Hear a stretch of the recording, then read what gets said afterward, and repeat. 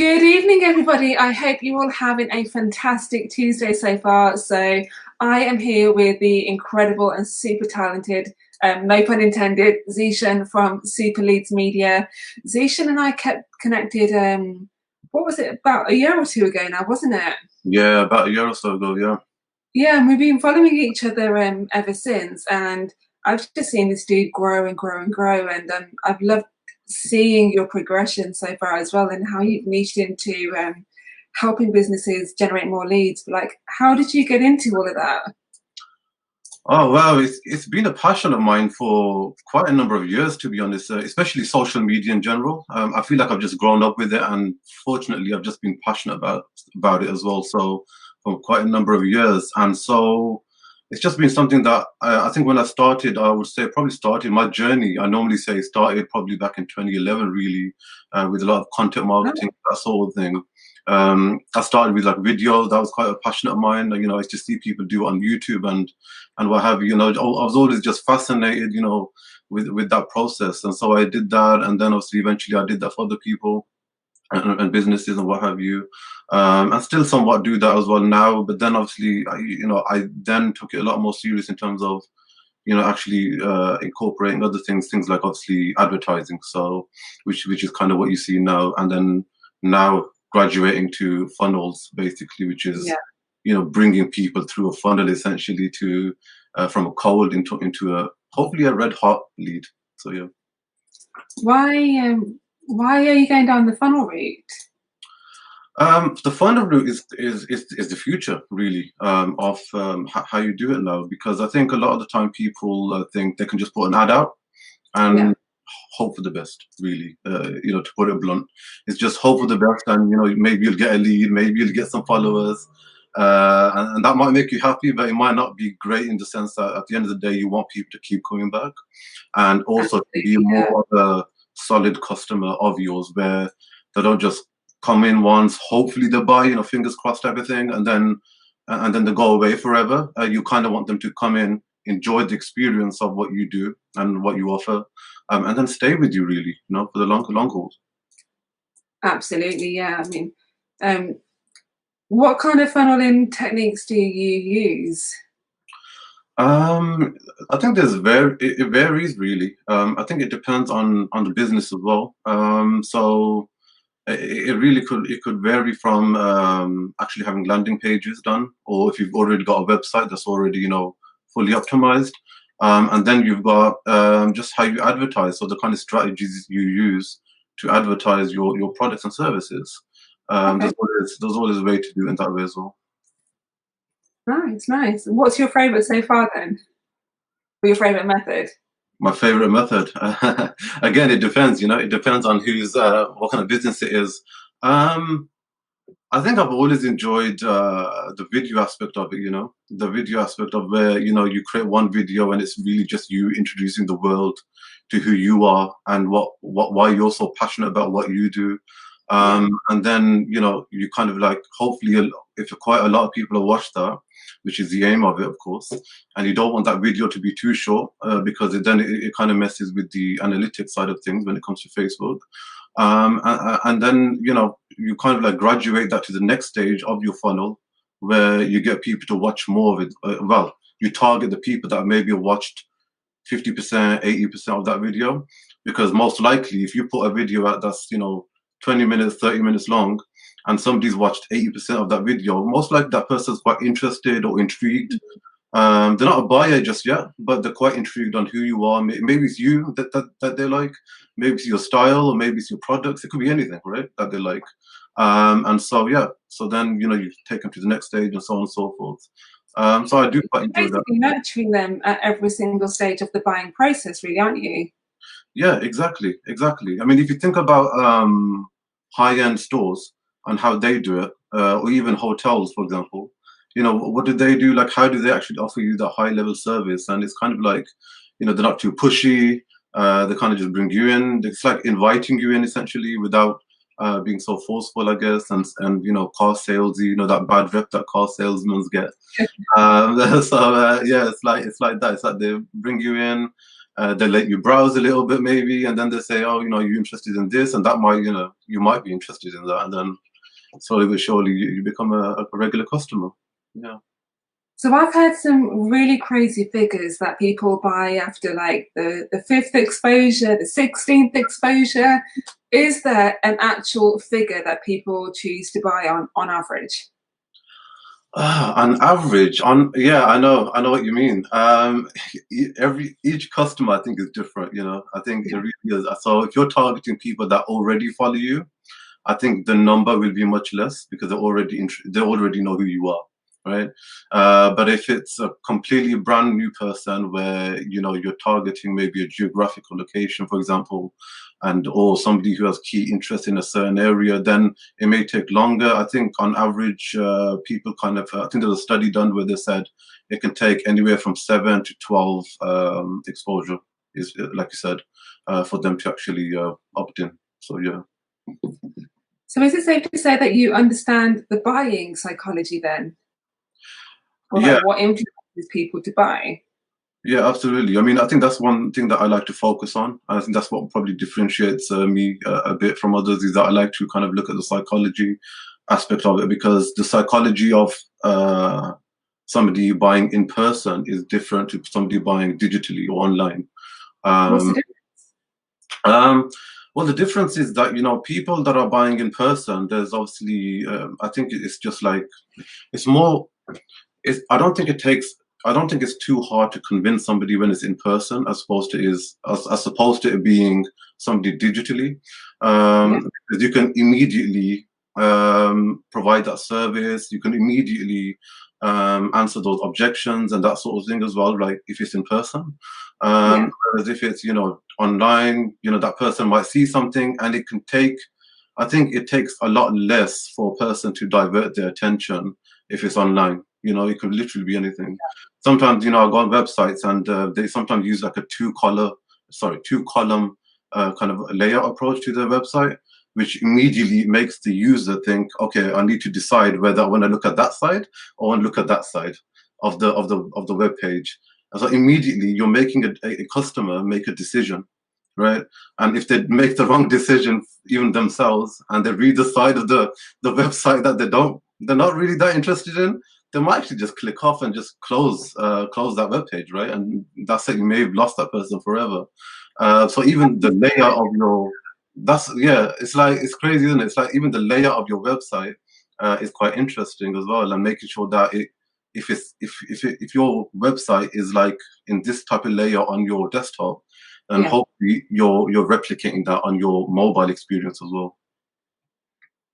Yeah, I mean, Amazon, I think, did it best when they introduced the one-click service, which was basically revolutionized the e-commerce section. So for those of you who don't know, Amazon figured out that the more clicks a buyer has to do, the less likely it is that they're going to buy. So Amazon thought, okay, let's introduce this thing where we can offer people the opportunity to just click one button and that's it. Their order is done, it's posted to them.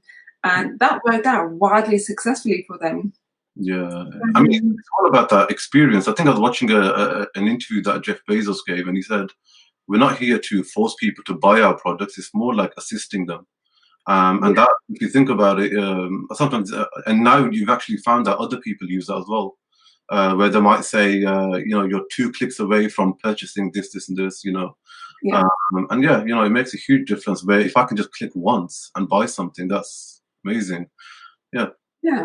Guys, if you've got any questions for Zeeshan, he is the absolute master at funnels and sales and just digital marketing in general. Leave a comment and I'll be sure to ask him. But you mentioned before about like each individual customer is different, because obviously we are all very unique in our own individual way, right? But is there a specific sort of process that you go through with clients, or is it kind of all completely bespoke?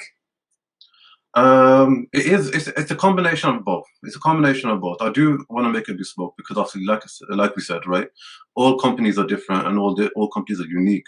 So I guess the process that I like to take is I like to get a deep understanding of the business from start, middle, and end, really, which doesn't have to take long because I've got my little layout that I go through, with potential clients where I want to understand, why did you start your business, where were you, or where are you currently, essentially, and where would you like to go in the future, and kind of like what's stopping you as well, right? And so so I go through that, and then the strategy that comes out of that is quite bespoke to who you are. So there's no off-the-shelf type of service or product, if you like, for clients. So if somebody wanted to increase traffic to their website and they just had a fairly standard business, then what would you say to them? What would be your strategy for them? I think, obviously, if you speak in more general terms, you kind of have to have a fully optimized website, firstly, because that's where you want everyone to come to, isn't it? Yeah. And so when we're looking at that, really, what are some of the top 5 type of things that a business needs to have. So when it comes to websites, it needs to be a fully optimized website, in the sense that, in terms of layout, in terms of the experience, do I get a similar experience when I use my mobile phone, as opposed to when I'm on Safari or Chrome or on my desktop?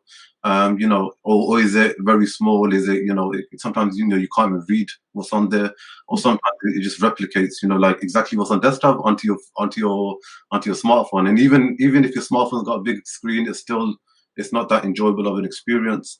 So you kind of want that. You kind of want to make sure that you're ticking off the basic stuff. So do you have is your domain name registered? Is it HTTPS? Have you got the security aspect of it? Because these things build trust. If I'm using Google Chrome or whatnot, you can see like a lock. You can see a lock on the top left. Does it have all of those basic type of things? The next thing you want to also look at is video. You really need to increase in the video. I know that you go on about this as well, Rohini, that you need to incorporate this in pretty much everything you do now. Don't get me wrong, there's still people that like to read, and I try to cater for both. I create videos, but I also try to write like a blog that goes along with it. So if you don't want to watch, you can always transcribe the blogs. Yeah, absolutely. Yeah. So, and that's a perfect thing as well about videos. If you don't want to create videos now, you will be left behind. You will actually, not. You will kind of suffer in terms of like competition as well. Like if your competitors are using videos, unfortunately, they will do a lot better than you, because videos they're just so much better. Right now, you're watching this video, you can see the expression on my face, you can hear the tone, obviously, of my voice and the projection of my voice. You can see colors, you can see everything. So it kind of like gets your attention, essentially. In terms of what language I'm using, that sort of thing as well. And so you need to maybe start incorporating that. And I would probably actually say, most certainly, actually, if you can incorporate that in your website, as soon as somebody enters your website, you can actually see a video where you're just welcoming them, or you're talking about maybe a special offer, or whatever you're doing. Especially if you're brand new to the video game, you would just want to introduce yourself, who you are, what your goal is, why you're doing what you're doing.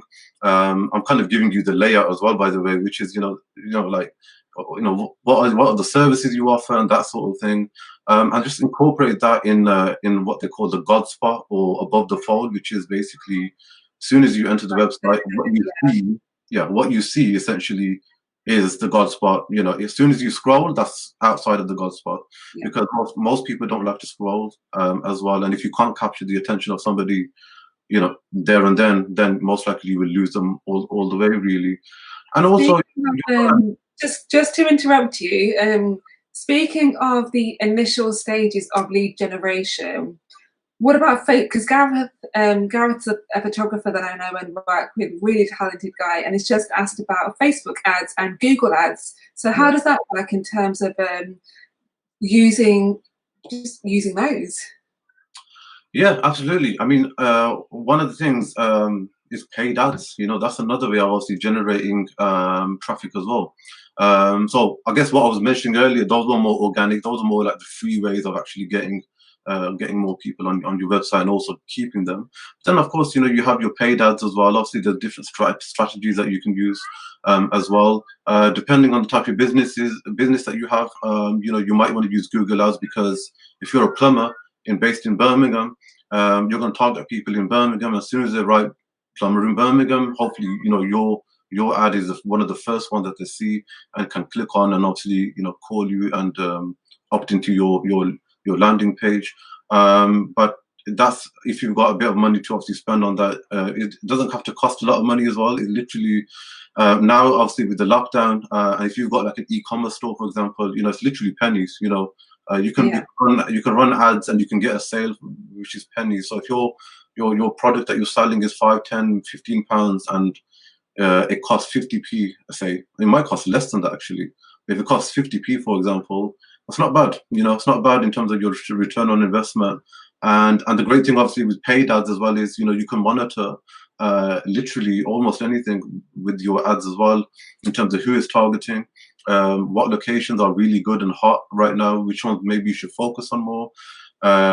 Also, your return on ad spend, you can even get that as well, which you can't get on traditional media as much, which is, if you're putting an ad out there, you can actually see that, okay, if I've invested £100, I can see that this ad has generated me £1,000, right?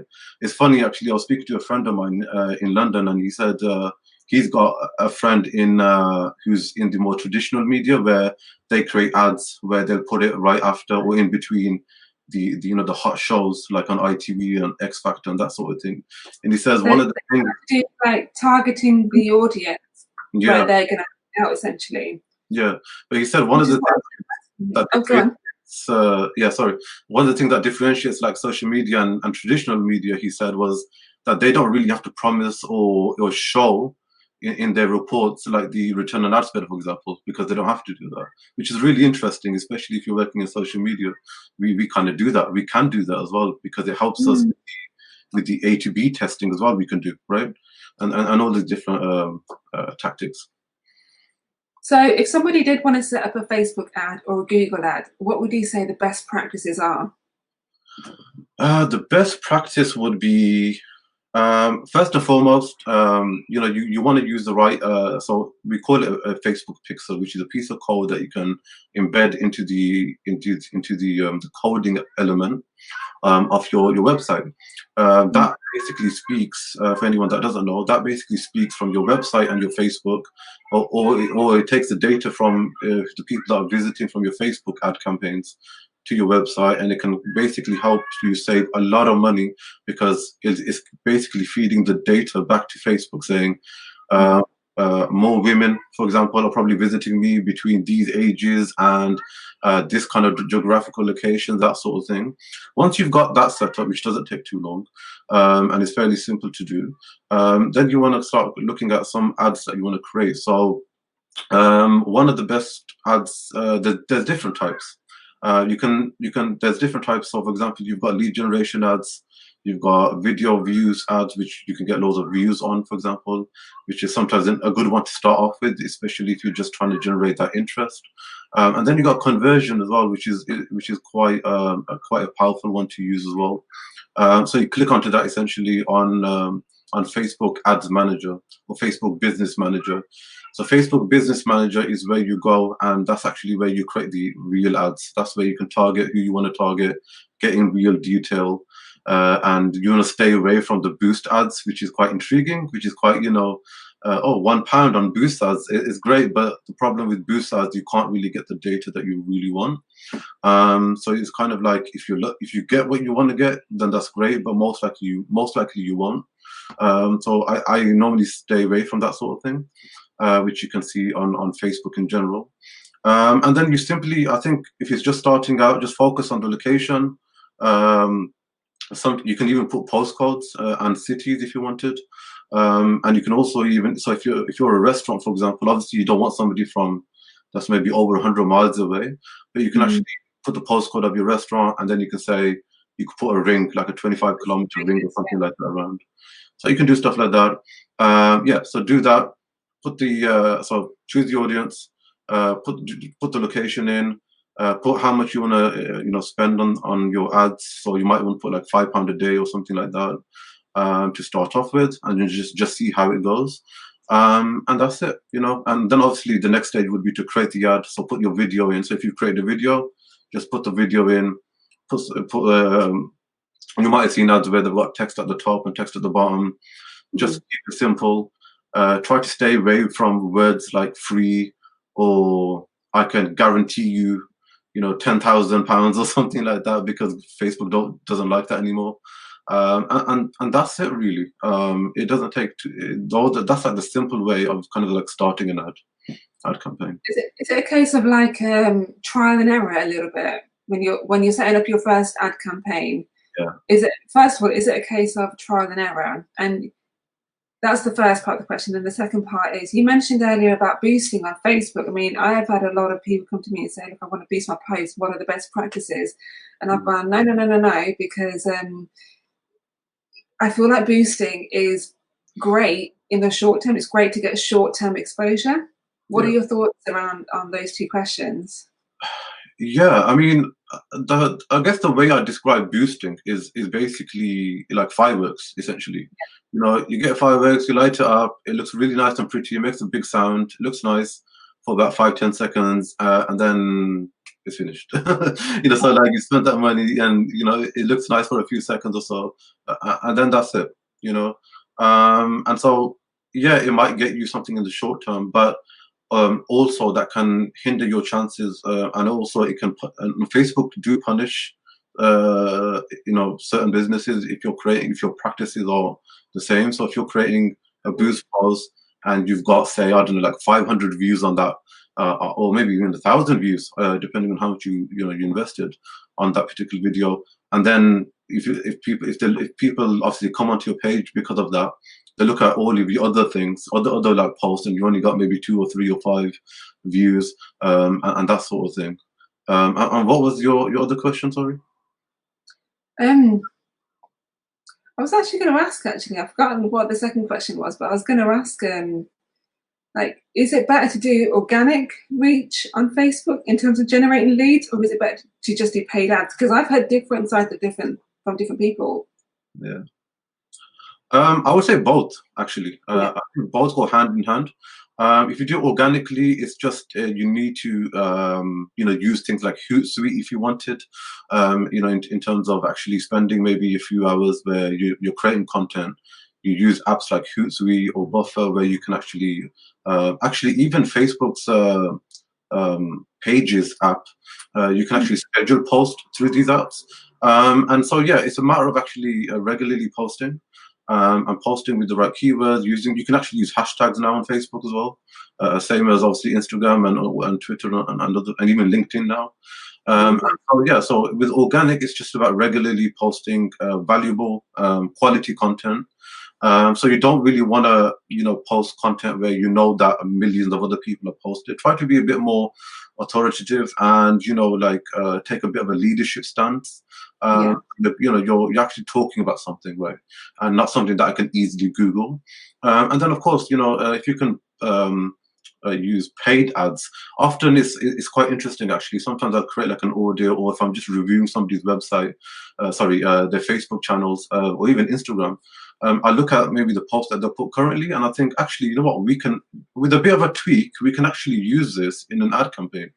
Maybe you can change maybe the bit of the wording or something like that, or whatever it is, and we can use it in an ad campaign. And that's kind of what you want to get. You want to get to that stage where you posted content that potentially you can actually also use it for a paid ad as well. Guys, for those of you who just joined us, this is Zeeshan from LiveWireMedia. He is the absolute master at helping businesses not only just gain massive exposure, but actually helping them to gain leads that are actually quality leads as well.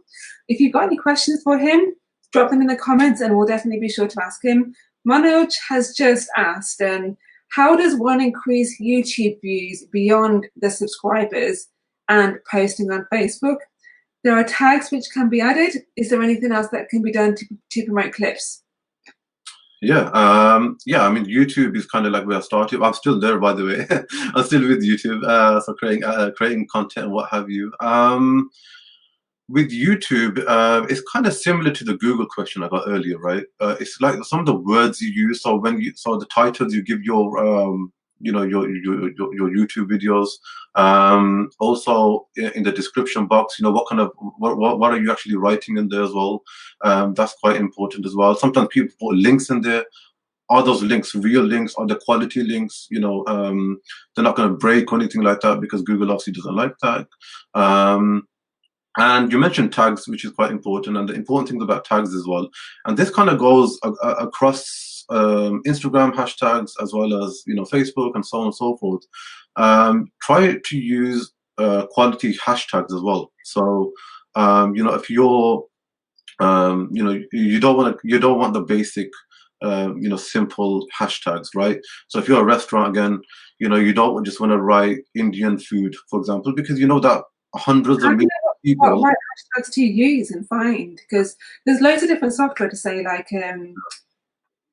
put in this subject and we'll generate these hashtags for you. And somebody could, a business owner could easily think these hashtags are relevant for my business. But in your opinion, in your expert opinion, Yeah. what is the best practice to find the best hashtags that are actually going to generate exposure and leads for that particular business? Yeah, I've done quite a lot of testing myself on that with my channels as well, and there is trial and error. First and foremost, there's no like kidding. There's no joking around about it. Really, there is trial and error, and there are tools, like you said. There's quite a lot of tools that you can use to help you determine what the right hashtags you're using. But sometimes it's also to do with what you're talking about as well. You might be talking about a subject that not a lot of people are interested in or even searching for. And that goes with YouTube and Facebook. It doesn't matter, where you're posting this content. You want to actually use, and sometimes using things like Zoho Social. I think Social Blade is another one. And these are some like keyword related software that you can use. They're free, by the way, to a certain point, obviously. But they are pretty decent as well. Obviously, you can use Google Trends as well to see what people are genuinely talking about. And then sometimes you might want to follow the Hootsuite. They write really quality blogs, in terms of what some of the hot topics are out there as well. Yeah, and when it comes to these tags and hashtags and that sort of thing, and titles that you're using and the right keywords to use, some of these will help you as well. But I think just to finish the point on the hashtags element, try to use the hashtags where it's not too generic, like food or something like that. So if you're based in Birmingham and you're selling a certain type of food, you might want to put the location as well as the type of food that you're using, and maybe use about 3 words. 3 words is my target, is my kind of advice to people when you're using hashtags. Try not to use 5-6 words, because most likely people won't be searching that much longer. Like, I love Indian food in Birmingham. That's too many words. Most likely people won't be typing That's that. the whole sentence. Yeah. Unless you're really desperate, right? Unless you really want to really niche into that, but most likely they won't. And also use the name of your business. So I started using, hashtag Super Leads Media, for example, as well. Because people might search for you. Like they might watch this right now and they might search for Super Leads Media or something, and hopefully you'll see quite a lot of content regarding Super Leads Media. So yeah, try these things out. And like I said, it is trial and error for a certain degree as well. For those of you who don't know, LinkedIn is the only social media platform, as far as I'm aware, that links directly to Google. So, for example, if you were to put a hashtag on your LinkedIn post, that is more likely to help your business or your profile show up in the Google rankings. So, definitely recommend using hashtags on LinkedIn. Yeah. Gareth has also just asked, how long would you suggest for marketing videos? Gareth, do you mean like if you're doing a paid video ad, or do you mean if you're doing an organic video, like posting it on a business page? And then he's also just asked, the first 6 seconds are vital for video to get the customer engaged. How do you both ensure your videos are engaging? So yeah, Gareth, if you could clarify what you mean, like whether or not you mean how long do you want the video advert to be, or if it's an organic post that you're thinking, let us know. Zeeshan, do you want to do you want to go first in answering the second part of Gareth's question, which is the first 6 seconds vital to get the customers engaged? What do you do to keep them engaged? Yeah, absolutely, absolutely. So, I mean, to get a customer or anyone that's watching your videos engaged, you kind of have to have the you have to know who you're targeting essentially, and you kind of have to understand who your audience is. So that's the first aspect of it. The second might be more to do with the layout of your delivery in that video. So immediately you might say, hey guys, here's the top 3 ways of actually increasing your traffic to your website for absolutely no cost at all. Now that might actually capture somebody's attention quite quickly, and might keep them longer than the 6 seconds that Gareth mentioned. So then you've got their attention, and now try to maybe go in a bullet points kind of method, and actually give obviously your content that way. And then when you end your content, try to end it in a positive way as well, where you can quickly just summarize what you just said, and also kind of give people a call to action as well. And also some of it is to do with maybe editing as well. So I know that I've noticed this just because when I started my my business it was very much to do with editing and audience and what will intrigue an audience. So things like the way you edit, for example. So for example, the basic, you can pretty much find this on any, I think, editing tool, whether it's the free ones or the more expensive ones. You can actually use like, I think they call it like flash or something, where it's like a white flash. So even most videos will be silent, so, and if they're silent, obviously they can't hear obviously what you're saying, so they might be able to somewhat see what you're saying or see your video. And so when it flashes at the corner of their eye, that happens to me all the time. Sometimes you go onto YouTube, and now with YouTube, for example, they kind of like play the videos, but obviously without the sound. And so that like sometimes captures my my attention, even though even if I'm not looking, I still sometimes like get it. So sometimes it's to do with like the editing as well that can help you get that engagement. Absolutely, I totally agree, and I think it's about adding the type of value that your audience are looking for. And I've done a few videos on this before. Like, your audience are looking for different forms of value. Sometimes they're looking to be educated about something. Sometimes they're just looking for a little bit of information about something. Sometimes they just want to be completely entertained and watch cat videos. So Yep. by doing a bit of research, you can figure out what it is that your audience actually wants, and therefore tailor all of your content around them. Gareth's just come back and said paid and organic. So he's put together 2 30-second videos for his newborn photography. So I think 30 seconds is, I think that's a decent amount of time. Yeah. The average attention span is about, on social media, it's about 3 seconds. That means that you've got 3 seconds to capture people's attention. So I'm glad that I've got your guys' attention. And depends the avenue as well, would you say, Rohini? So if you're like putting videos on, say, Instagram or even TikTok, where literally 3 seconds, I think, in terms of grabbing people's attention. Whereas maybe LinkedIn or Facebook, you got a bit more time, I think, and people do actually want to.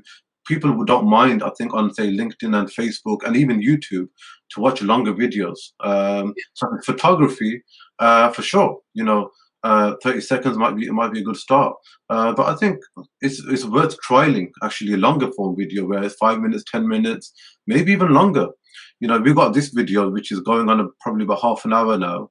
There might be people that might watch it all the way to the end, so I'd be quite interested if people, I don't know, if people maybe commented or let us know some way that whether they watch this video all the way to the end or whatnot. It'd be interesting to know, and sometimes even ask your customers as well, or your viewers, like what they like and what their interests are. And then that's another way of generating content. I know some businesses out there worry about, what do I talk about? Ask your customers, and tell them, and then obviously create, the content as well around that. Yeah, I think some people can get a bit sort of self-conscious about asking their customers what it is that they want, because they almost feel like they, as the business owner, you're expected to know what your audience's problem is really and how you can fix that. But ultimately, it's about doing your own research and being comfortable in asking your audience actually what is it that you want, what part of my content is resonating with you and what is not resonating with you. And I think in doing that, you're able to hone in what is working and what isn't working. Yeah. Yeah. So Guys, we're about to wrap up now. So how can people get in touch with you, Zeeshan, if they wanted to have any of your services? I'm on LinkedIn, I'm on YouTube now, I'm on Instagram, Facebook, as well. So literally, if you just typed in Super Leads Media, or if you typed in my name and Super Leads Media, you should be able to find me. Also, you can always email me as well at zeeshan@superleadsmedia.com. And you can always obviously message me there. I'm always happy to obviously discuss anything that I've discussed today, more in depth with you, no problem at all. Yeah, I'm available there on those By channels. the way, guys, I would highly recommend that you follow Zeeshan and Super Leads Media because he does regular videos that are actually really, really useful for businesses because he teaches you the stuff that social media experts don't want to show you. Yeah. Yeah, basically. So, guys, have an amazing evening, whatever you're doing. Sending you guys lots of love. Zeeshan, have a great evening yourself. Thank you very much. Firstly, thank you so much and allowing me to be probably the first person on this series. So thank you so much for inviting me, and I look forward to more of these later on. All right, speak to you soon. Take care. Cheers. Bye. Zeeshan here for Super Leads Media, and I hope you enjoyed that video. If you did, please subscribe, leave a comment down below, tell me what you think, and also like and share this video as well. And let's get it to as many people as possible, whether you're sharing it on Twitter, Instagram, anywhere. I don't really care, just share it. I want as many people to watch this and enjoy it and take benefit like you guys did. So like I said, if you did, please subscribe, and let's chat on all my other social channels. There's Super Leads Media, just find me there and let's talk. Thank you so much again, and I'll see you in the next one.